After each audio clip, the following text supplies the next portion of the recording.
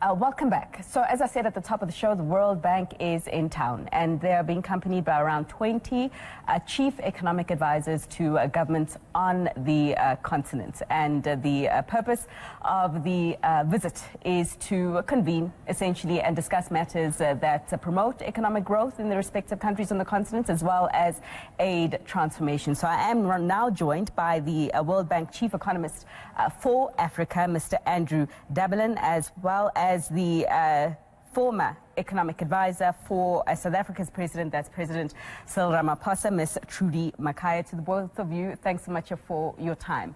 Andrew, perhaps kick us off in terms of helping us understand exactly what the World Bank is doing with some of the chief economic advisors here on the continent, and essentially the purpose of the initiative that you're driving.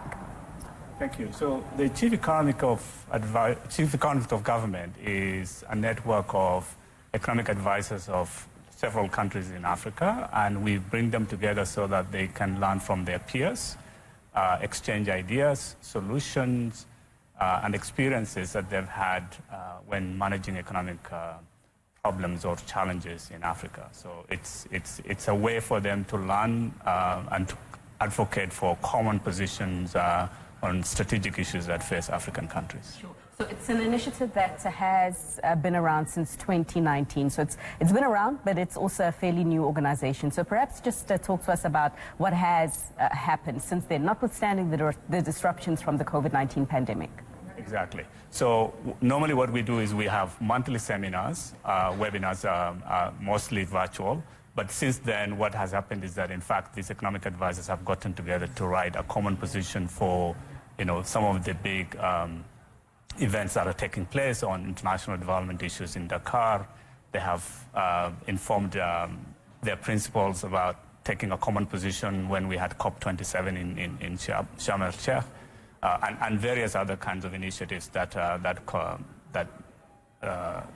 makes sense for African countries to take a common position on. Right, sure. So one of the members being South Africa, and we do have the former economic advisor of the President of South Africa, Ms. Trudi Makhaya. And Trudi, perhaps your take as South Africa in terms of what membership in this initiative has actually meant.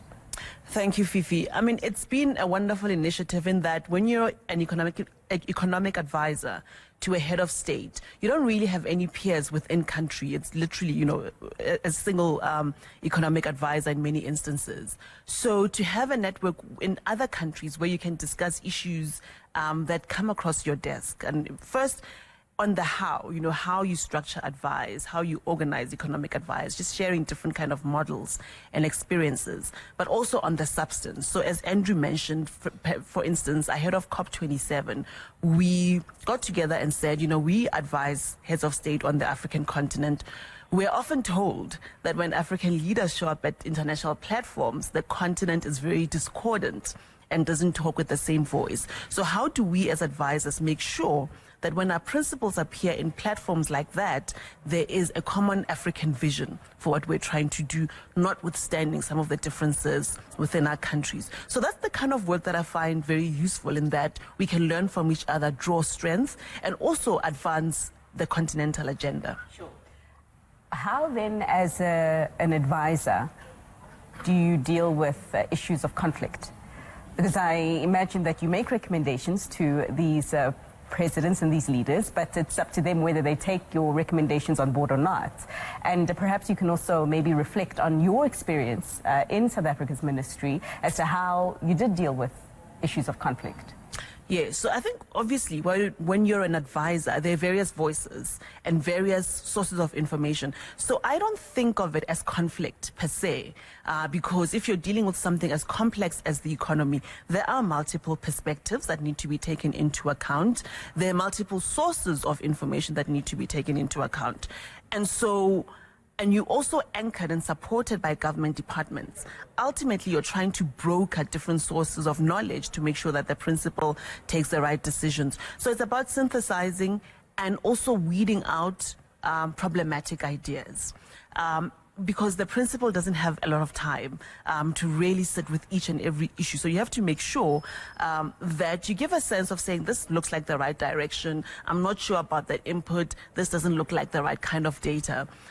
So, I see it as more ensuring that there's quality information, and that when he takes positions, he understands the full range of opinions out there. So in a sense, you almost want to tell him that X sees it this way and Y sees it that way, but looking at the economic impact, this is the likely impact. So in my experience, I must admit, we obviously are very robust country in terms of our economic debates, and so there are often multiple perspectives.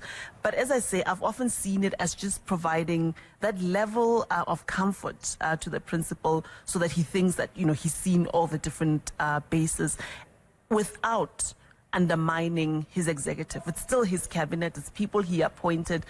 He values their opinions, their sector and subject matter experts in those departments. So we're partners, we're not in conflict. Sure, okay. Andrew, I read that there's around 40 countries on the continent that are part of the initiative, although you have got 20 chief economic advisors who are here. And I do understand that this year the theme is around building resilience on the continent in this time of uncertainty still from a whole host of factors. And I'd like your grading on a scale of 1 to 5 as to how you see the resilience of the African continent right now. That's a difficult one. So, before I guess my grading will be a guess. Sure. But, people look at Africa and they see high levels of debt, conflict is rising, and in fact, there are lots of climate disasters that are taking place, and they say this continent is not very resilient. But on the other hand, actually countries have acted very quickly when the global challenges actually emerged, especially inflation and these extreme weather events and so on, and were able to protect their populations and their businesses. And so when you look at the totality of what these countries have done, it's a mixed bag. Some countries have done not so well. Some countries have done really well. Some are growing much faster than most places in the world, and some have not done really well. It's partly because of just domestic issues. So if I were to guess what a grade I will give, it will be maybe a 3 out of 5. Sure. If you were then to add some perhaps low-hanging fruits in terms of recommendations on how to up that score, what would it be right now? And perhaps even to who, just given the fact that you have mentioned that some are doing better than others. So I would say the most immediate thing is really to maintain stability. So that's the first thing. Really to gain resilience, the first important thing will be to gain macro stability. Obviously, political stability is very crucial, but at the moment, what we're dealing with is high levels of debt, inflation, and so on. So macro stability is important. That means taming inflation, bringing debt down, or at least stabilizing it, right? And then making sure that while you do that, you protect the poor so that they really don't get under. Right, so that's the first thing you do. Second, the second most important thing to do will be to try and do reforms that will actually lead to much more robust and more durable growth. That means basically trying to attract investments, both domestic and foreign. And so you have to signal right away that your reforms are going to be durable, they're going to be credible, they're going to be long-lasting, right? And that means basically creating competitive markets. Think about your regulations and tax structure so that at least investors can be confident that in fact the investments will be protected. Sure. Right. So those are the kinds of things that are really crucial at the moment, because what we need more than anything else is investments to grow, because they haven't been growing in the last few years. Sure. I like that, because that leads me to my next question. When you talk about investments to grow, because Trudi, if there's one thing that South Africa is really good at, it's attracting investments. When you started as an economic advisor to the current president, the president was on a mission to attract investments over a 5-year period to grow the economy. He did it, he exceeded his target, and he's even set a new, more ambitious target for the next 5 years. Yet where's the growth, notwithstanding the COVID-19 pandemic? Notwithstanding that, that's true. So I think we've seen over time that some of the fundamentals of our economy have been eroded. And it's really in terms of, first of all, if you look at the network industries, getting things to ports, moving things around, electricity, water infrastructure, those kinds of things. So we find an environment where productivity is going down. So each rand that you do put into the economy is yielding much less than it used to. So that's the fact. So you can see all of these investments, but they're going into a very difficult environment where to generate the profits that, historically would have been much easier to generate. That's no longer the case. So I think it's one thing to look at the investment numbers, but one also has to understand what kind of investment. Is it greenfield? Is it brownfield? Because obviously the multipliers are different if it's something completely new versus expansion versus kind of maintenance. So the kind of investment, the quality of investment matters. And I would also argue that there's got to be a synergy between public and private investment. And what we've seen with our gross fixed capital formation numbers is that on the public side, there's been quite a decline. So without that complementarity, you can have private players almost building islands within a struggling economy, and that is not going to translate into growth as much as one would like, and also into jobs. And I think that is one thing I always try to advocate in the investment mobilization drive, to say, first of all, it's about the day-to-day work that we do. It's not about the big announcements.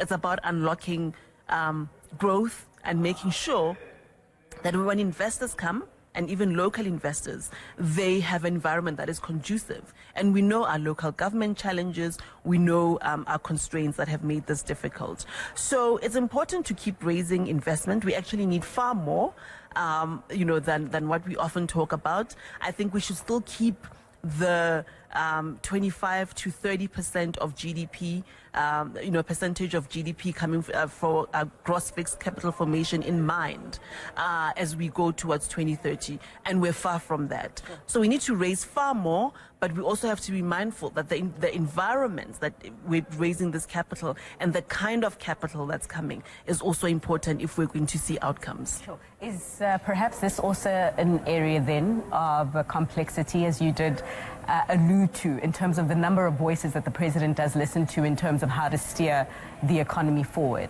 Because it sounds like you are a proponent for increasing the level of public expenditure in the economy to complement the seemingly increase in private investments that we have seen. And I'm just wondering if the decline in public expenditure has perhaps been a point of contention in terms of the various advisors that the president does listen to in how to steer his economy. No, I think there's actually a significant consensus on this. So even private investors would say, fix your infrastructure, fix your network industries, fix even the soft infrastructure in terms of security, crime, that sort of thing. And that obviously implies public investment and expenditure. So that hasn't been contentious at all.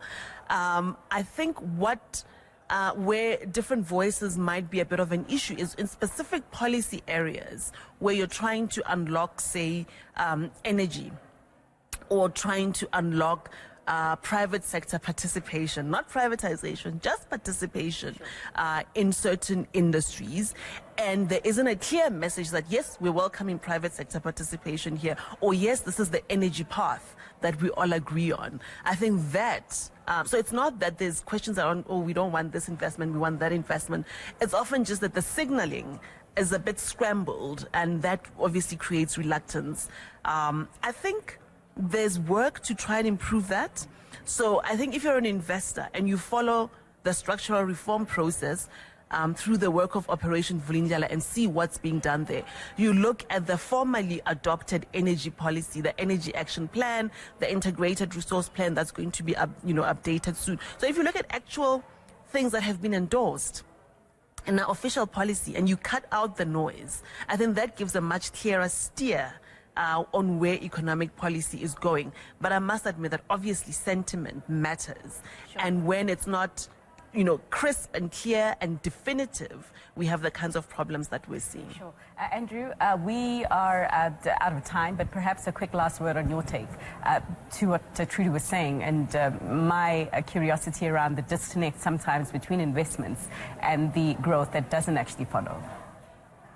So I don't want to contradict Trudi. She understands South African economy really well. But I think what I can say about investments in general is that in general in Africa, right now public investments are going to be really squeezed because of high levels of debt, high interest rates globally, and low investment flows from international community, right? So that's important. So the one thing that I think the African countries can do is to really focus on the reforms internally that can attract private investments, but also try to really begin to have more trade within the continent in order to really jumpstart that engine of growth. Because we've had two engines of growth, one which is external, one which is internal, and then we've kind of forgotten this third engine of growth, which is basically continental free trade agreements that can really begin to make a huge difference in terms of business profitability and entrepreneurship and